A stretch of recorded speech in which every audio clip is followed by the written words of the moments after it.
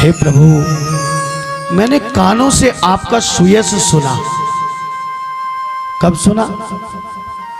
जब हनुमान जी ने राम कथा सुनाई। गए थे ना हनुमान जी, और विभीषण को क्या क्या सुनाई थी? राम कथा। इसीलिए हनुमान जी जिससे भी मिलते हैं उसको राम कथा श्रवण कराते हैं। उनका काम एक ही है, सबको राम कथा श्रवण कराना। आप हनुमान जी का चरित्र देखो, जिससे भी मिलते हैं उसको पहले क्या सुनाते हैं? राम कथा।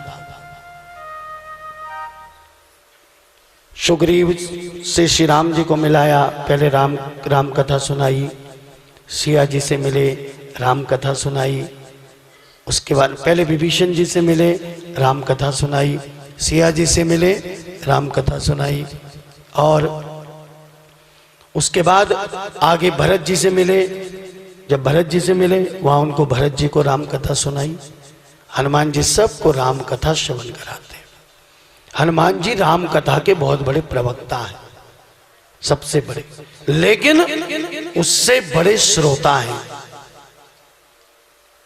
जहां राम कथा हो, चाहे तुम आवो चाहे नहीं आवो, तुम्हारे 10 काम हो घर के तो होते रहे। हनुमान जी जहां राम कथा हो, जहां भगवान का कीर्तन हो, जहां भगवान का भजन हो, सबसे पहले आकर बैठते हैं, किसी ना किसी रूप में। 100% बात है, 100%। और सबसे आखिरी में जाते हैं।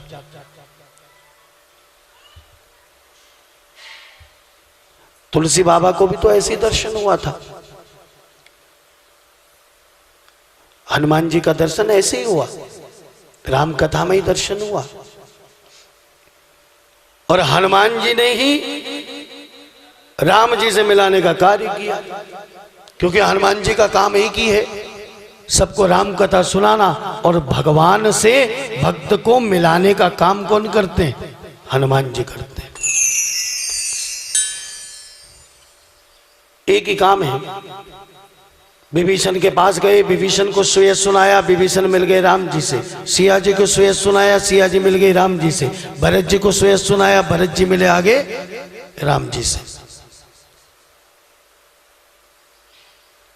क्योंकि हनुमान जी भक्त को भगवान से मिलाने का कार्य करते हैं, बीच की कड़ी है। इसलिए यदि राम जी से मिलने की इच्छा हो तो हनुमान जी से कह देना।